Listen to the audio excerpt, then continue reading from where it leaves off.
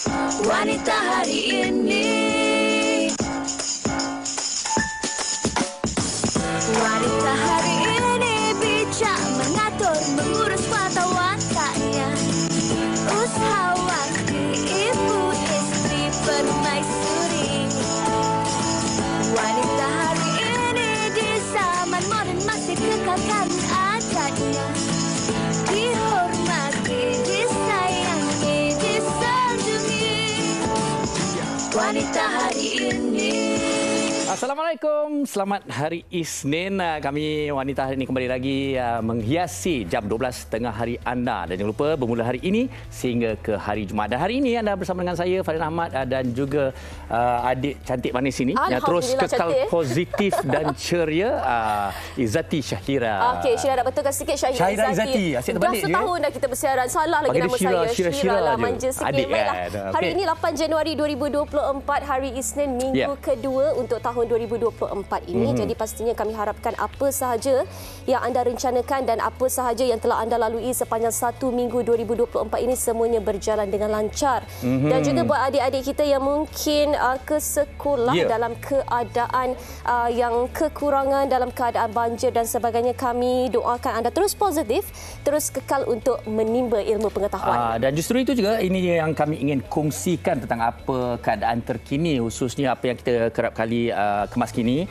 informasi mangsa banjir di Johor dan juga Pahang semakin meningkat. Dan inilah yang terkini di mana sekitar 8 Januari iaitu semalam ataupun pagi tadi sekitar telah meningkat lebih 7,500 orang. Betul. Kalau boleh saya kongsikan sedikit di Johor, keadaan banjir semakin buruk apabila jumlah mangsa dipindahkan meningkat kepada 6,564 orang dan jumlah ini adalah meningkat sekali ganda berbanding 8 malam tadi. Dan Fahrin serta penonton, 6 daerah yang terjejas itu adalah di Johor Bahru, di Kota Tinggi, di Segamat, Keluang, Pontian dan juga di Keluang. Dan jika diikutkan oleh Jabatan Meteorologi Malaysia juga, amaran hujan berterusan tahap buruk dikeluarkan di seluruh Johor sehingga hari ini. Baik. Dan ini juga kami kongsikan ramalan cuaca signifikan di mana berdasarkan analisis moden cuaca, kalau kita lihat penumpuan angin timuran dijangka berlaku di Pahang, Johor dan Timur Sabah sehingga 9 Januari, manakala di Sarawak sehingga 11 Januari. Dan keadaan ini boleh menyebabkan peningkatan kelembapan yang berpotensi membawa hujan berterusan di kawasan terbabit. Jadi kami harapkan kepada anda semua yang mungkin berada dalam kawasan-kawasan berisiko untuk terus peka dengan keadaan semasa. Mungkin akan dikeluarkan arahan-arahan tertentu oleh pihak berkuasa, arahan pemindahan dan sebagainya. Jadi terus untuk peka dengan keadaan semasa dan juga kalau boleh kita awasi juga gerak-geri anak-anak kita sekiranya anak kita keluar dan sebagainya untuk kita pastikan tak ada apa-apa ataupun perkara yang tidak diingini berlaku. Benar. Dan apa yang kami lakukan dari semasa ke semasa, kami sentiasa berkongsi adalah supaya anda sentiasa peka dan juga cakna. Betul. Dan untuk memastikan dapat juga informasi ini dikongsikan dengan mereka di kawasan-kawasan yang mungkin berisiko. Dan seandainya menerima arahan, pastikan anda mematuhi arahan tersebut. Okey, selesai tentang apa yang terkini berlaku di sekitar kita, tapi ada juga yang terkini yang berlaku di Pawagam. Untuk industri perfilman kita yang mana pada Khamis lalu juga tayangan khas Anak Perjanjian Syaitan 2 arahan pengarah hebat iaitu Ahmad Idham telah pun berlangsung dengan penuh gilang gemilang dan juga dengan penuh meriah lah kata orang kan. Kabarnya memang menyeramkan. Jadi apa kata sama-sama kita saksikan. Jom kita tengok. Okey, filem Anak Perjanjian Syaitan 2 ni sambungan daripada Anak Perjanjian Syaitan 1. Jadi dia adalah sambungan kepada Anak Perjanjian 1. Anak Perjanjian Syaitan 2 ni mengisahkan saya, watak Azinda. Azinda ni dia seorang anak yatim piatu. Anak yatim piatu yang menjalani kehidupan normal seperti gadis biasa, tapi sampailah pada umur dia 21 tahun ada benda yang berlaku yang mengubah 100% kehidupan dia. Scene yang paling mencabar, scene yang tak ada dalam skrip tu, which is yang kena masuk kubur tu lah. Scene tu sebenarnya bila tiba-tiba Dr. Ahmad Idham dapat ilham untuk nak buat scene masuk kubur tu, kita orang semua tak tahu. Kita semua macam tiba-tiba sampai set tu, doktor cakap, okey, hari ni kita buat masuk kubur, so Ika kena buat macam ni. Dan Ika terima cabaran tu lah. Tapi bila lepas Ika dapat buat scene tu je, Ika rasa macam, wow, buat puas. Dalam Anak Berjaya Syaitan 2 ni, Ali memegang watak Ustaz Taha. Muda tu tak tahulah. Kan? Tapi Ustaz, and karakter sebelum ni Ali pegang watak, tapi watak Ustaz yang tak berapa ada, dia light and easy punya Ustaz lah kan. Tapi Ustaz Taha ni karakter dia memang berat. Korang mungkin sukakan benda-benda yang dia eerie, yang mungkin korang boleh relate dengan bila dekat asrama ke, benda yang sama ke. Aku pernah ni lah. Itu nombor 2. Yang nombor 3, mungkin kalau korang rasa nak dirukiah beramai-ramai, datang tengok cerita ni. Okey, untuk filem seram saya untuk kali ni lah kan, sebenarnya saya cuba nak membawa satu, orang kata satu tahap yang lebih atas sikit lah daripada filem-filem seram saya sebelum ni. Kerana kalau sebelum-sebelum ni saya banyak bermain tentang isu-isu santau, isu-isu khianat, isu-isu kalau ikutkan kepawangan dan kebomohan. Jadi untuk Anak Berjaya Syaitan ni saya cuba membawa kepada isu mencari diri. Cerita dia sangat menarik sebab macam buat kita macam on the edge of the seat, macam tertunggu-tunggu apa akan jadi. So sangat menarik lah. Saya sangat suka cerita dia. Saya suka scene ni macam dia dekat rumah dia tu. So macam banyak sangat gangguan dan buatkan kita sampai rasa tak senang duduk dan rasa macam sangat-sangat takut. Itu dia kemeriahan majlis tayangan khas Anak Perjanjian Syaitan 2. Oh, seramai kita tengok. Jangan lupa penonton-penonton untuk terus ke Pawagam berdekatan dengan anda untuk kita support local filem kita. Betul. Baik, dah ini kita akan diserikan lagi. Mana kita bersama dengan seorang penyanyi yang berbakat, comel. Kalau dulu saya panggil dia Cik, sekarang dia dah puan. Dan kabarnya lagu yang ini dicipta ditujukan kepada suaminya. Wah, ni kita nak dengar ni kalau untuk suami. Dan kita sekalipun kita kalau boleh naklah juga dia tujukan untuk kita. Kita nak persilakan Puan Nabila Razali dengan lagunya Hanya Kamu. Silakan. Silakan.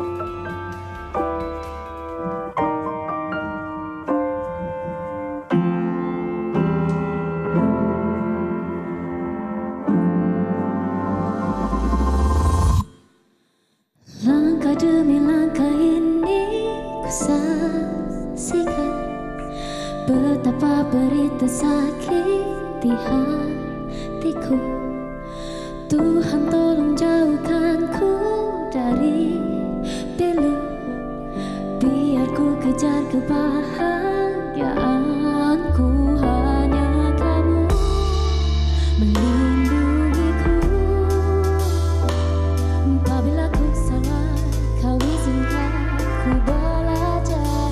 Hanya kamu memikirkan aku, takkan lagi aku bersendiri.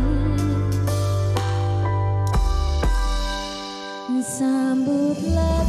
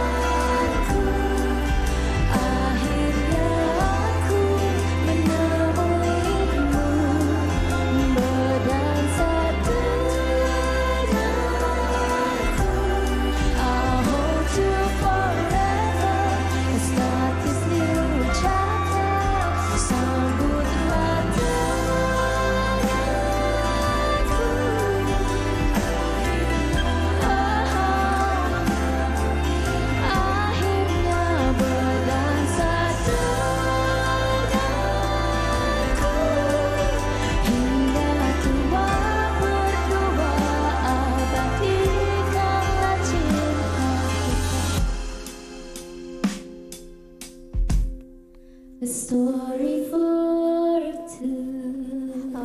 Itu dia sweetnya. Okey, tapi sebelum meneruskan, inilah akhirnya heroin kebaya kasut kamera saya pun dah dimiliki. Okey, baik. Jadi, kita tengok video klip je dan Nabila juga di sini. Wah, package tu semua Ya, betul-betul. Sebenarnya, yelah, lagu ni adalah hadiah daripada Bella sendiri buat suami Bella. Dan untuk MV pula, hadiah kami berdua buat peminat. Sebab peminat tak dapat nak hadir kan kepada ke majlis perkahwinan kami berdua. Jadi, kita tunjukkan semua cara kami berkenalan and bibit-bibit perkenalan kami berdua dan juga momen hari nikah dan juga kedua-dua reception. Betul. Antara peminat yang tak dapat hadir tu saya lah. Dengan cerita tadi nak tanya kenapa tak jemput Tak. Kita faham dan kita tumpang bahagia. Mungkin Bella nak ceritakan sedikit siapa di sebalik lagu ini, siapakah penciptanya ke, apa musiknya ke dan sebagainya. Alright, Hanya Kamu ni diciptakan, komposernya adalah MFMF dan juga Aisyah Retno. Jadi sewaktu pembikinan untuk lagu Hanya Kamu ni, Bella meeting dengan diorang. Bella cakap, okey, jom Bella nak buat lagu kahwin. Bella cakap. So dia kata, okey, tell us your story.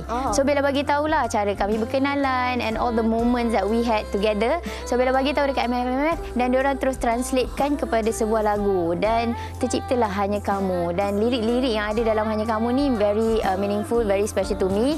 Dan kalau siapa yang tidak kenal kami berdua, melalui lagu ni pun dah boleh tahu dah siapa Nabila Razali ni. Okey, yang menariknya dalam tempoh berapa lama tu Bella rasa macam saya nak buatlah daripada jarak perkahwinan tu. Okey, itulah magicnya MFMF ni. Sebenarnya Bella tak adalah macam plan like tahun lepas ke apa ke. Tahun lepas tu dah baru kan. I mean tak adalah lama tau. So waktu Bella dah lepas bertunang, ikat pertunangan tu Bella macam macam nak buat lagu lah. Tapi tak apalah, fokus on kahwin, kerja apa semua, takut tak ada time. Because at the moment pun Bella ada fokus pada single yang lain juga. Tapi Bella rasa macam tak lengkap kan sebagai seorang penyanyi kalau tak ada lagu kahwin kan. So Bella rasa macam okay, I have to do this. So itulah macam Bella cakap tadi, Bella terus meeting dengan diorang, Bella terus bagi je. So tempo dia dalam sebulan macam tu. So diorang memang magician betul lah. So good job guys. Okey, Bella dah pun bergelar isteri untuk tahun 2024 ni. Agaknya bagaimana perancangan Bella selepas bergelar isteri dan juga untuk tahun 2024? Masih terus kekal aktif ke, lebih aktif, kurangkan ke? Mungkin ramai juga nak tahu. Okey, siapa yang mengenali diri Bella, Bella memang suka bekerja. Ada orang panggil Bella workaholic lah, apalah. Tapi Bella prefer sebagai berkejaya lah. Kan, bukannya workaholic. Tapi Bella suka buat something yang Bella suka. Dan alhamdulillah Bella dapat pasangan yang sangat memahami, yang memang support Bella untuk teruskan bekerja dalam bidang yang Bella buat sekarang ni. Cuma of course dah jadi sebagai seorang isteri ni, kita ada tanggungjawab kita yang kita perlu bahagikan kan, masa sebagai seorang peminat pula sebagai anak seni sebagai anak seni dan juga sebagai seorang isteri. So benda itulah kena balance kan. Alhamdulillah Bella dapat pasangan yang memahami. Tapi ni juga satu soalan kita nak tanya ni. Tak nak berlakon lagi ke? Kan, tak ada tawaran ataupun bagaimana mungkin dalam karibinan lakonan tu? Ada tawaran tu ada, dan minat dalam dunia lakonan tu of course ada kan. Macam sekarang ni tengah kebaya kasut canvas kan. Mungkin lepas ni kasut lain pula, tak tahu. Tapi tak ada halangan lah dari segi lakonan. Cuma buat masa sekarang ni kita masih promoting Hanya Kamu kan. Dan insya-Allah nanti selepas ini akan ada Bella kembali di dunia lakonan semuanya, insya-Allah. Nantikan kemunculannya. Okey, Bella dan juga Kai tersenarai finalis untuk AJL 2020 untuk tahun ini. Selagi ku ada, betul lagunya. Betul. Macam mana persediaan sekarang ni? Alhamdulillah kita dah mulakan kelas, training, and then dah start a few meetings lah dengan pihak-pihak yang terlibat. And itulah Bella harapkan semuanya dipermudahkan, dan untuk itu Bella pun nak minta tolong semua sedekahkan Al-Fatihah kepada Ibu Kai Bahar yang baru saja meninggalkan dia. So hopefully dipermudahkanlah untuk kami semua ke pentas AJL nanti, insya-Allah. Baik, dan mungkin tak ada sembarang surprise ataupun sesuatu yang beza pada AJL 38 ni? Kalau surprise tak boleh cerita. Tapi tak maknanya ada lah. Ada. So hopefully dapat bagi impact yang besar lah di AJL 38 nanti. Because untuk Bella sendiri, tekanan dia agak berbeza. Bukannya bertanding dengan orang lain, tapi bertanding dengan diri sendiri. Tapi kali ni mungkin kuranglah gugup tu sebab ada teman atau pentas kan. Ini jiwa kental ni. soal ni. Kalis kecaman, kalis kontroversi. InsyaAllah selagi mampu, insyaAllah. InsyaAllah. Okey, Bella. Di hujung untuk lagu Bella ini juga mungkin harapan sedikit kepada peminat dan bagaimana peminat boleh berinteraksi dengan Bella. Follow ke apa, silakan.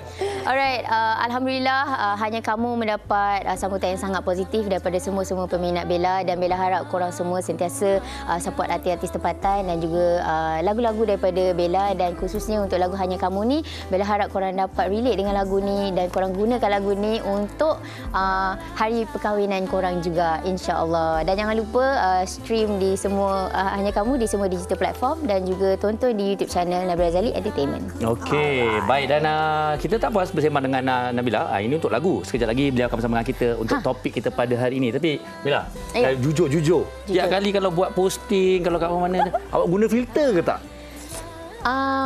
Panjang tu. Ada yang ada yang tak ada. Kenapa kena guna filter?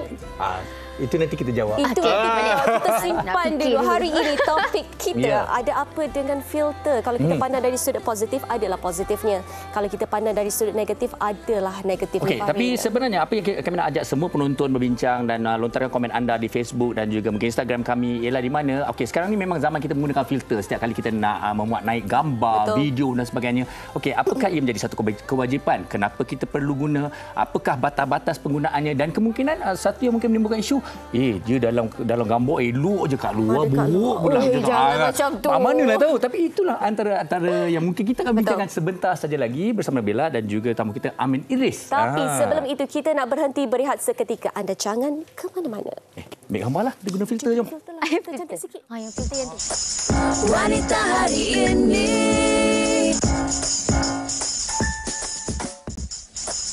Wanita hari ini. Orang lain pakai filter, cantik je. Bila I pakai filter, kartun. Ain, aku ada couple dengan budak TikToker. Handsome gila. Kau nak tengok? Serius kau couple dengan TikToker ni? Handsome gila dia ni. Malam ni dia ajak aku keluar. Tak sabar gila nak jumpa dia depan-depan. Mesti handsome. Hai awak. Hai. Awak Afiq ke? Ya, saya lah Afiq. Kenapa awak depan-depan nampak lain lah? Apa yang nampak lain? Dekat dalam TikTok bukan main handsome lagi. Depan-depan berjerawat, hitam. Dekat dalam TikTok tu kan saya pakai filter. Tu yang nampak putih, tak ada jerawat. Saya nak nampak handsome sikit je. Kalau nak pakai filter pun tak payahlah pakai banyak-banyak. Saya dah cerita kat kawan-kawan saya je awak ni handsome. Bila jumpa depan-depan berjerawat, hitam. Malulah saya dengan kawan-kawan saya. Saya minta maaf lah kalau jumpa depan-depan saya nampak lain. Saya ada jerawat, hitam. Maafkan saya. Dah, cukup. Buat malu saya je lah kalau nak keluar dengan awak ni. Dengan muka berjerawat, hitam. Lebih baik saya balik je lah. Awak jangan balik dulu. 1, 2, 3.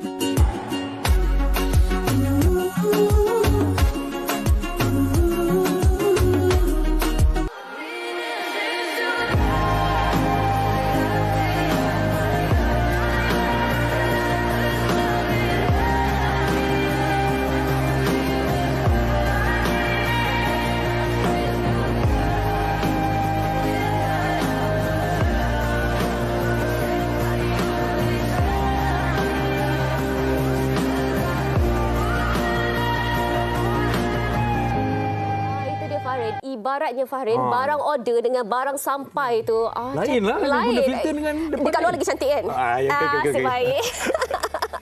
Okey, baik. Tapi itu yang kita nak bincangkan hari ini. Sebenarnya ini satu topik kalau kita dengar memang agak santai. Tetapi sebenarnya kalau kita tidak bincangkan secara terperinci ataupun lebih dekat, mungkin kita tidak faham ada pro dan kontranya, ada kesan-kesan negatif dan mungkin ada positif juga tentang penggunaan filter. Kita dah bincangkan bersama dengan dua orang tetamu kita. Sekali lagi, selamat datang kepada Nabila Razali. Puan Nabila Razali. Sekali lagi ya. Perbincangan kan?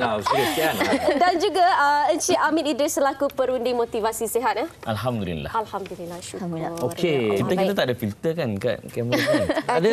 Mana ini yang real? Reality real ni betul-betul lah. Kita tunjukkan kepada para penonton. Okey. Tetapi Amin bercerita tentang filter macam kita dah tanya pada Nabila tadi. Kadang-kadang ini mungkin kalau kita lihat satu benda yang mungkin secara santai je kita guna filter. Tapi mungkin ada yang lebih mendalam, orang perlu faham tentang penggunaan filter ni? Dia asal usul filter ni dia macam hiburan lah. Entertainment. Asal usul entertainment ni okey. Tapi bila dah overdo sampai kau dah lupa keluarga, dah lupa tanggungjawab, itu bukan lagi entertainment dah. Itu dah cari pasal. Itu cari masalah namanya kan. Maknanya itu ketaksuban dia di dalam main filter je lah. Okey. Sama juga filter. Filter ni asal usul dalam social media, it's for fun. Kan mungkin ada masa filter tu kita nak beli helmet Iron Man yang original tak mampu. Dapat filter ni, seronok sama dia ni. Kan. Kita benar tu. Sama lah. For fun kan. Ataupun mungkin hidung kita selama ni kemek sikit. Bila tengok filter, mancungnya wow kan. For fun. Kan. Tapi bila dia dah overdo kan sampai tahap misleading. Farin tahulah kita belajar law of contract 1950 dulu kan, akta kontrak kan. Dia ada misrepresentation, dia ada misleading, dia ada fraud. Kesemua ini boleh menyebabkan kontrak tu jadi voidable. Boleh dibatalkan. Kerana apa? Ada unsur-unsur penipuan. Tak menggambarkan yang sebenar. Tak menggambarkan yang sebenar. Akhirnya dia boleh memporak-perandakan bukan sahaja antara individu, malah institusi kejiranan, kekeluargaan, masyarakat dan juga negara. Sebab tu dalam hadis pun Nabi sebut halakal mutanatti'un, celakalah mereka yang melampau. Walaupun hadis ini dia merujuk pada mereka yang melampau dalam agama, tapi the gist of the hadis ialah orang yang melampau ni boleh menyebabkan masalah. So daripada asalnya for fun kepada for nothing lah. Itu sebagai mukadimah dulu lah. Cerita panjang kau tak ada soalan pun nak tanya. Menarik tu. Okey, bermaksud ada batas untuk kita menggunakan filter ni. Macam Bella sendiri tadi Fahrin dah tanya, Bella sendiri guna filter, suka main filter atau macam mana? Lama nak menjawab dia. Dia punya pause dia. Meletakkan batas tak boleh over kan. Kena macam ini sikit. Macam mana? Okey, macam Bella sendiri sebagai public figure, macam yang Yoga cakap tadi, kena ada batas tu dalam menggunakan filter. Macam kadang kita just nak enhance sahaja gambar tu supaya dia nampak lebih kemas. Kadang kita nak bagi nampak baju tu kemas, apa semua. Benda tu ada kebaikan bagi semua pihak. Macam contoh katalah stylist, baju tu macam alamak terlipat sikit, so kita edit. Kalau muka tu untuk make up dan sebagainya.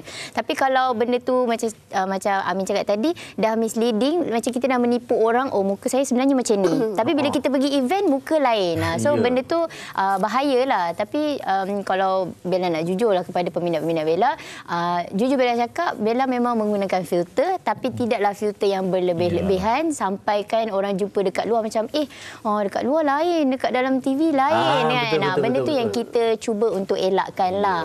Dia gini contohlah, sebab wanita it's normal nak kelihatan cantik.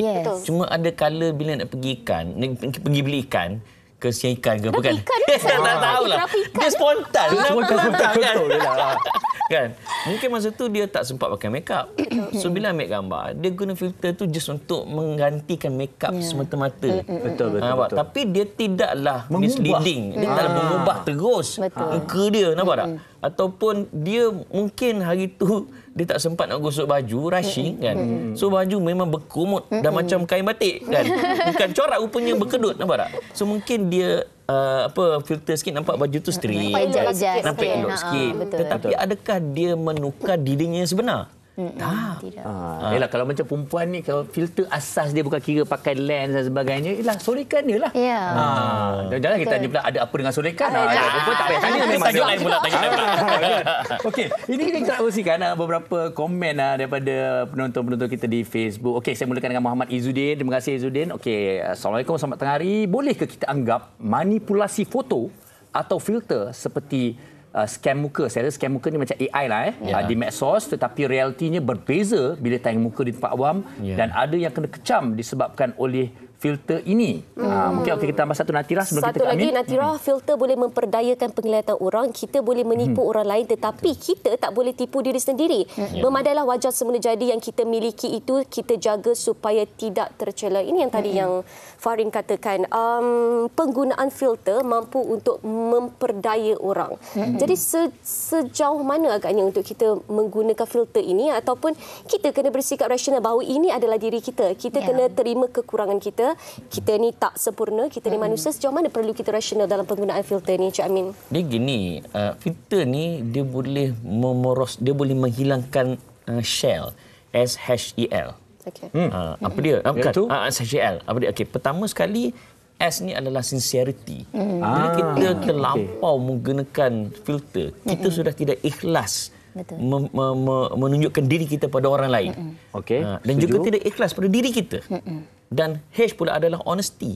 Kita tak jujur. Bila kita tak ikhlas, sama ada dalam relationship, contohnya nak jumpa orang, tapi kita guna filter.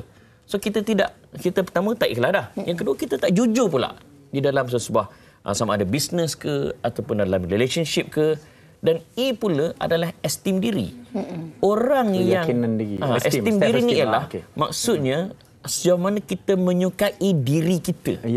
Orang yang kurang menyukai diri ataupun dia rasa diri dia tak bagus adalah orang yang rendah esteem diri. So untuk cover esteem diri dia guna filter. So bila dia kerap guna filter, akhir sekali esteem diri dia makin rendah. Sebab apa? Dia hidup dalam penipuan. Dan L pula paling berbahaya, dia akan menyebabkan kemalasan. Lazy. Dia lazy. Nampak tak? Lazy. Untuk? Okey, contoh kan. Bila guna filter nampak kurus. Nampak tak? So orang nampak dia kurus, dia malah pergi gym. Betul, malah dia malah jaga makan. Dia malah nak jaga muka. Nampak tak? So, kesemua ini akan menyebabkan kita berada dalam dunia yang tidak produktif. Maksudnya apa tahu? Realitinya, tapi macam bila wujudnya filter ataupun perkara-perkara sebegini macam tak payahlah, ni filter boleh adjust lah. Filter boleh buat kerja dia. So malah. Nampak tak? Okey. Akhir sekali makeup artist tak ada kerja. Tapi nanti kita kembali pula tentang keikhlasan, kejujuran. Itu menjadi juga satu masalah dalam kehidupan realiti dan juga kehidupan sebenar kita, Syira. Okey, ini kita dah bersama dengan tamu kita.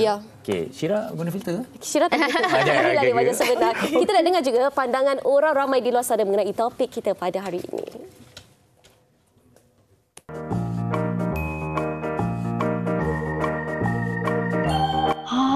Sebenarnya bagi Kak tak ada masalah. Saya pun kadang-kadang saya menggunakan filter juga. Jadi bagi saya apa gunanya filter kalau kita tak menggunakan dia yang sebaiknya. Macam bagi Kak mungkin filter tu untuk enhancekan lagi makeup kita, look kita dapat lagi cantik. Saya rasa tak ada masalah. Macam Ika kena depends kalau gambar tu Ika rasa lighting tidak okey, lepas tu makeup Ika pun dah on point, macam tak oily sangat apa semua, Ika akan enhance sikit. Pendapat saya, bagi saya okey je. Asalkan hati dia bersih. Kalau bagi saya pakai juga filter tu untuk tambahkan keyakinan saya untuk bagi lebih cantik lah. Terpulang pada individu masing-masing. Ada orang dia memang suka dengan filter. Kalau masyarakat tak suka, mungkin suka yang natural, original. Itu biasa. Untuk nampak lebih cantik tu macam sesuai lah yang dengan sosial sekarang, media sekarang kan, untuk mengikutilah perkembangan yang ada. Boleh juga tapi jangan keterlaluan. Saya rasa okey je sebab filter punya penggunaan memang itulah kejadiannya untuk mencantikkan, tapi as long as orang tu confident, kalau dia rasa dia confident untuk pakai filter untuk cantikkan lagi diri dia, saya okey je. Kalau tak ada pada depan pun, kalau jumpa pun okey je sebenarnya, saya okey. Saya memang particular dengan gambar-gambar saya. So memang saya akan edit dulu sebab kadang-kadang gelap, tak ada lighting, tak cukup lighting. Kadang-kadang muka kita macam, bukannya salah muka kita tau, salah lighting sebenarnya. So memang saya akan betul-betulkan sikit-sikit lah. Tak adalah over sangat sampai orang macam, ni siapa? Tak adalah. Masih kenal lah. Okey, itu dia rata-rata pendapat juga bersetuju dengan apa kita katakan tentang filter ni. Ada apa dengan filter? Tapi ini berbeza sikit daripada komen Jamiah Ghazali. Assalamualaikum. Assalamualaikum. Ada sebab saya pakai filter untuk keselamatan. Okey. Kita mungkin akan bincangkan juga. Dan mungkin saya boleh petik sikit. Aina Fiza Aziz kata filter ni untuk affiliate yang nak buat video atau nak bercakap dengan kamera sangat berguna. Untuk manusia yang kurang confident boleh guna filter. Tapi Amin dah cakap tadi tu. Kurang confident sangat pun tak boleh. Tak boleh juga, betul. Enhance tidak mengubah apa-apa. Nampak elok, saya rasa tidak ada masalah. Betul Farin, tapi dari apa yang Farin kongsikan juga, kita dapat lihat bahawa penggunaan filter ini adalah berbeza mengikut niat dan juga tujuan individu itu sendiri. Tapi saya nak tanya juga kepada Bella lah kan. Kita punya, pada saya, kita punya Instagram, kita punya Facebook, kita punya TikTok, ikut suka kita lah nak pakai filter ke, kita nak edit ke dan sebagainya. Akan tetapi adakah wajar untuk orang di luar sana menghakimi kita untuk apa yang kita nak upload, apa yang kita nak edit, apa yang kita nak tambah? Suka hati kita lah. Wajar atau tidak mereka nak berhukum ke pipi mega ke. Macam Bella sendiri sebagai public figure, kita tak boleh lari daripada komen orang ramai ni kan. Tapi tugas kita juga untuk kita tidak menipu orang luar. Macam contoh, Bella percaya dari sudut kontra dia memang banyak, tapi dari sudut positifnya, filter ni sebenarnya punca rezeki seseorang juga. Kadang ada filter yang dia buat muka gini. Itulah dia punya konten dia. Itu adalah karakter dia, alter ego dia. So itu yang mendatangkan punca pendapatan dia kan. Tapi sekiranya kalau kita kata okey, disebabkan produk ini muka saya jadi macam ni, tapi sedangkan muka tu adalah filter semata-mata. Jadi benda tu dah jadi salah kan. Itu dah jadi menipu orang lah. Tapi untuk pengguna social media di luar sana pun, kita sendiri boleh tahu kalau orang tu menggunakan filter disebabkan guna filter tu adalah hasil daripada produk tu ke, ataupun dia saja pakai nak bagi nampak cantik ke apa ke. Kita pun tak boleh nak menilai seseorang tu kan. Tapi untuk kita sendiri, itu tanggungjawab kita untuk educate diorang. Okey, kita nak bagi konten diorang gini-gini kan. Bukannya sebab produk ni. So benda tu yang Bella rasa owner account tu kena ada satu account yang lain. Untuk bagi tahu okey, filter ni adalah kerja saya. Saya yang sebenar yang ini. Lebih mudah begitu Bella rasalah. Dan saya nak tambah juga. Salah satu punca kenapa masyarakat kita ni dah jadi tak boleh ditegur kerana ada penyakit suka hati aku. IG aku suka hati aku lah. Baru Syirah sebut tadi. Tapi ni aku geram ni kan. Memanglah IG kau. Tapi kalau dia buat private tak apa. Masalahnya IG dia tapi dia buat public. Dia tayang kepada orang. Bila dia tayang kepada orang, and then dia buat benda-benda yang bukan-bukan, dia mengundang. So bila orang marah, kau marah pula yang kau buat sesuatu yang mengundang. Kenapa? So kita IG kita hak kita, rumah kita. Tapi kena ingat, kita hidup bermasyarakat. Kita duduk perumahan. Rumah aku suka hati pukul 12 malam berkaraoke menjerit kan. Orang tegur marah. Hello, kau bukan seorang di situ. Sebab rumah kau duduk dikeliling rumah orang lain. Sama macam Instagram, kalau kau private kan, kau buatlah apa saja, tak kisah. Betul juga. Tapi kau buat public. Buka komen lagi. Kan? So, gitulah. Siapa call? Sebenarnya okey, betul juga. Kita dah kata bila kita dah menjadikan sesuatu akaun itu umum ataupun dia dah menjadi hak umum juga, kita ada adab, kita ada tanggungjawab sosial kita sebenarnya. Okey, Amin, tadi kita dah berbincang mengenai katalah tadi tentang keikhlasan dan juga kejujuran. Kita faham, kita nak pastikan diri kita tu sepatutnya sentiasa genuine bila berhadapan dengan orang, tak kira lah dalam akaun maupun berhadapan. Tapi kita panjangkan lagi tentang penggunaan ini untuk kita rasa suka-suka. Katalah untuk anak-anak muda, untuk anak-anak bawah umur sebagainya. Kadang ketaksuban mereka, aku nak nampak macam lagi dewasa. Kadang maaf cakap, kadang ada anak-anak kecil yang aku nak nampak seksi. Dia ubah macam-macam benda. Ini sebenarnya menimbulkan risiko yang mungkin lebih besar. Mungkin pedofilia, mungkin penyalahgunaan dan sebagainya. Dia gini, saya risau juga. Pertama, in general, social media ni, dia menyebabkan kita jadi gila attention. Kita gilakan perhatian. Kalau kita dapat perhatian daripada mereka yang okeylah. Tapi kalau kita dapat perhatian daripada mereka yang contoh tadi, pedofil, kena ingat ada research menunjukkan sekarang ni pencuri, perompak, penjenayah, dia boleh mudah untuk mencuri rumah kita dengan hanya memahami algoritma social media kita. Kita keluar pukul berapa dan sebagainya. Dan bila dia tengok pula muka budak bawah 8 tahun tapi guna filter macam supermodel international.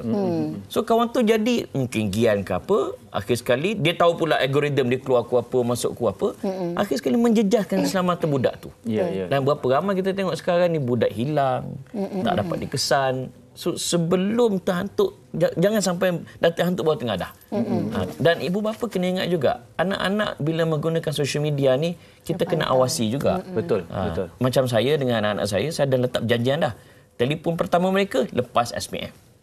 Lagi sebelum SPM, no phone. Amin macam dia berhubung Amin?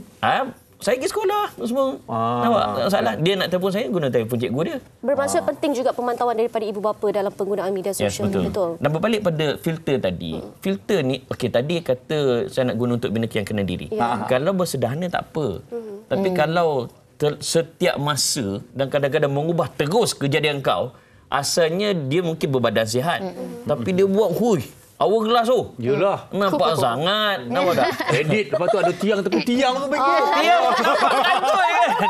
Aduh. So kena hati-hatilah kan. Okey, tapi kita dah cerita tentang pelbagai kisah lah yang positif, yang negatif juga. Tapi kita nak tanya pengalaman pula, boleh tak? Pengalaman Bella sendiri pernah ataupun tidak berjumpa dengan seseorang di media sosialnya lain, di luarnya lain. Bagaimana untuk kita atasi kita punya emosi, expectation, kita punya ekspresi muka supaya tak terkejut sangat. Macam mana kita nak kawal tu, dan mungkin sedikit nasihat kepada orang di luar sana untuk kekal rasional, kekal positif, kekal tenang.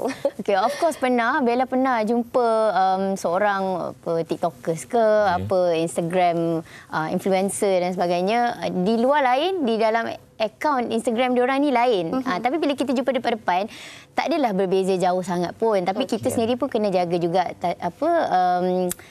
bahasa kita. Apabila kita macam, dalam hati ni dah tahu dah. Mulut rasa nak kata. Mulut rasa nak cakap macam, lainnya. Tapi kita sendiri kena ada kawalan tu lah kan. Kita pun kena tahu, kita kena jaga hati dia juga. Setiap orang ni, dia ada manis dia ada cantik dia kan. Kita tak boleh, kalau ada jerawat, dalam ni tak ada jerawat, dalam ni ada jerawat. Kita tahu mungkin hari tu baru keluar jerawat tu, kita tak tahu.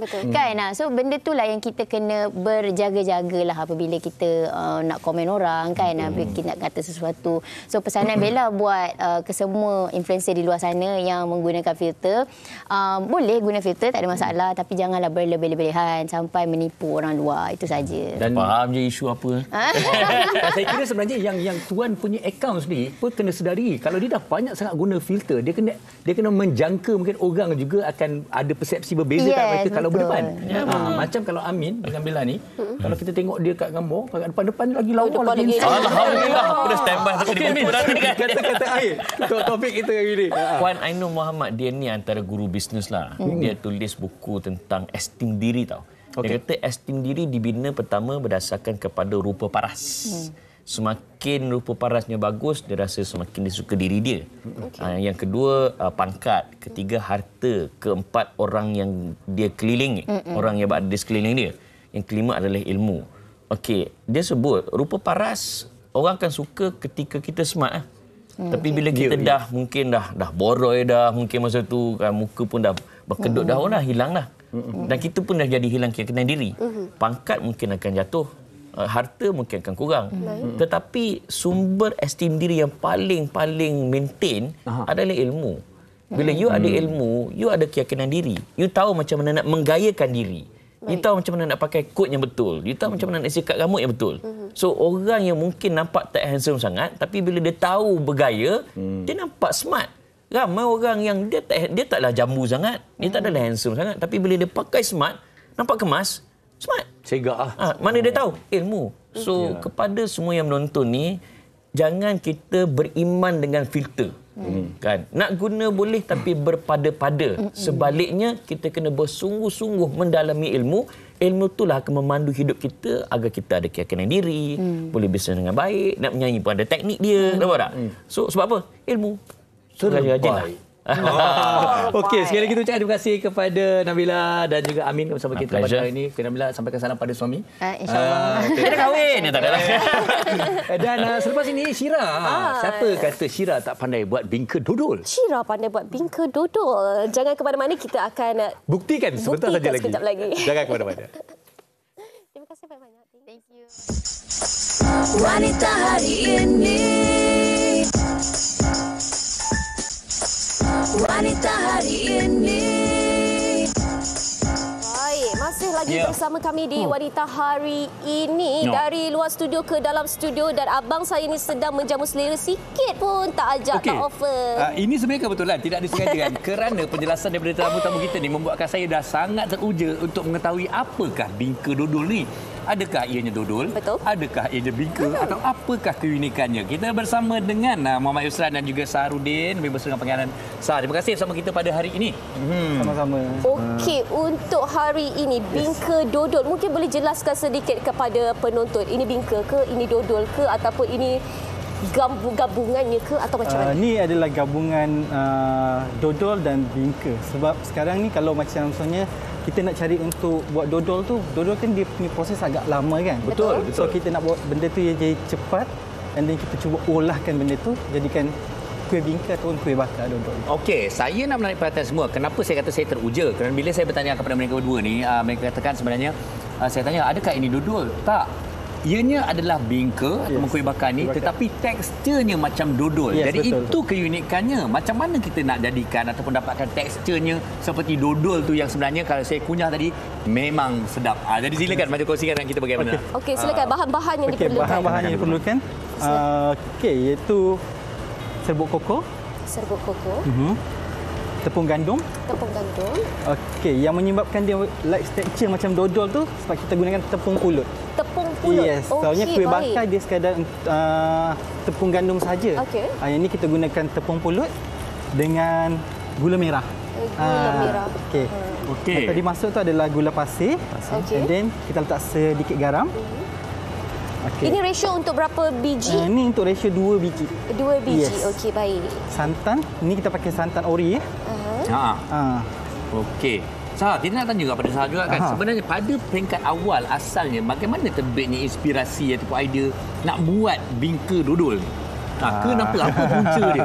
Selain daripada dodol dia lama sangatlah nak buat kan. Macam dia dah gelak tu mesti ada cerita tu. Okey, ini sebenarnya benda ni terhasil sebab kita daripada membuat kuih-kuih tradisi Melayu. And then kita nak cuba pelbagaikan. Soalnya customer akan dapat bingka pandan ataupun kuih bakar pandan dan kuih bakar labu.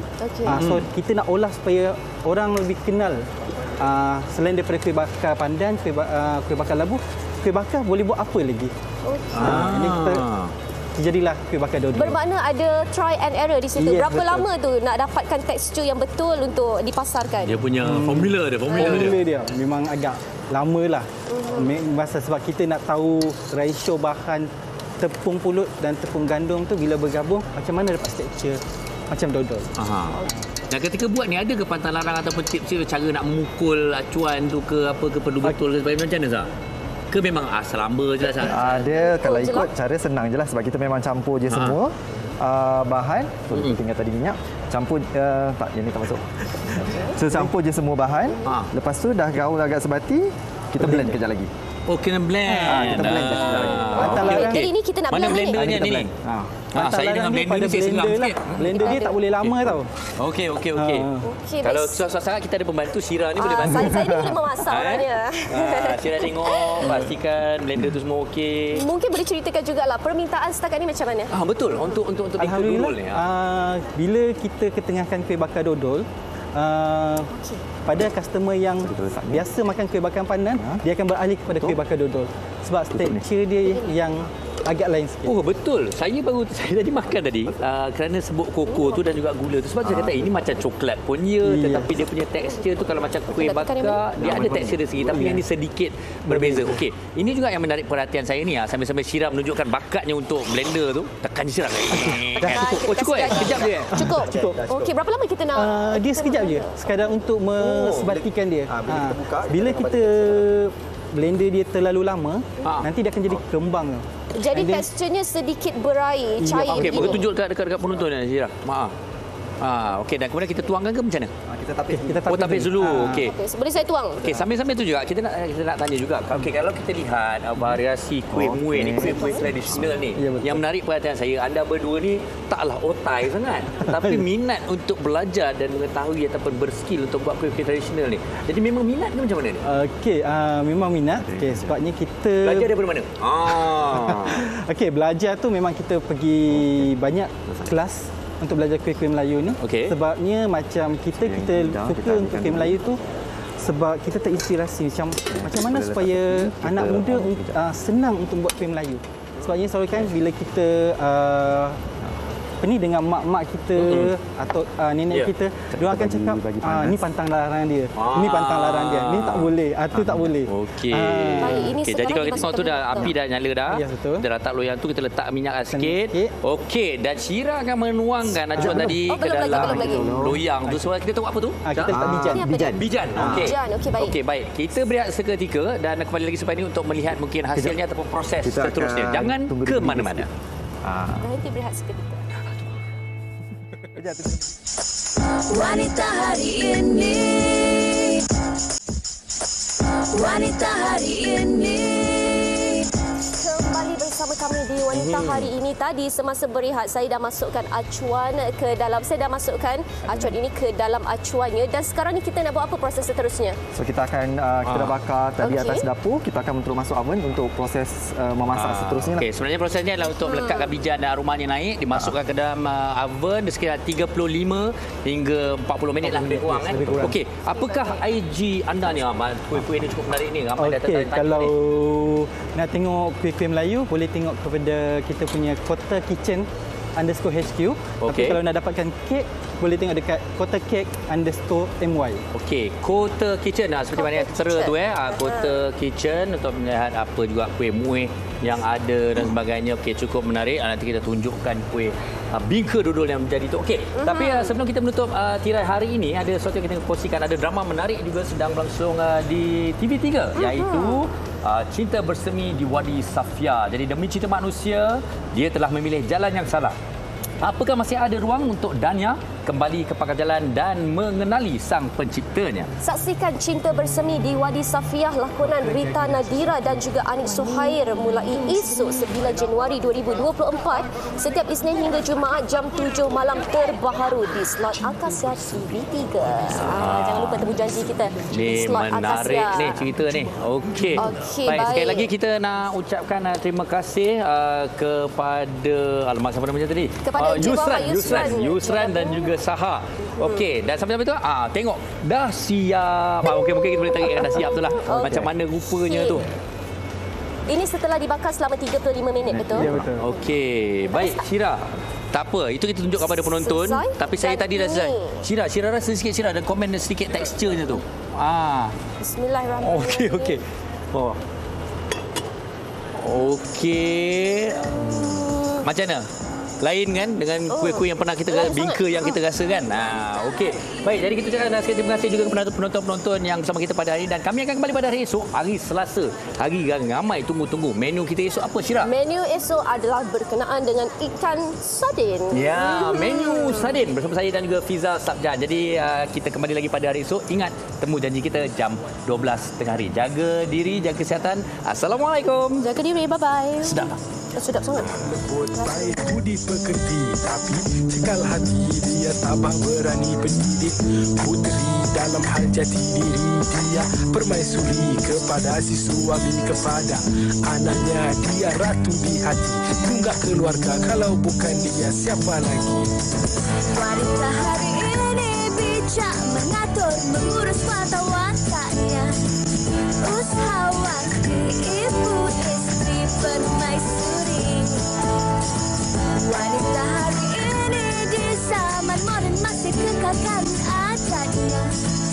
Dihormati, disayangi, disanjungi.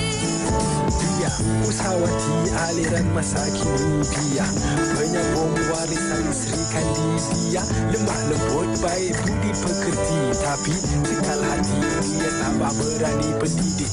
Puteri dalam hal jati diri dia permaisuri kepada si suami, kepada anaknya dia ratu di hati. Tunggak keluarga, kalau bukan dia siapa lagi? Wanita hari ini bijak mengatur, mengurus mata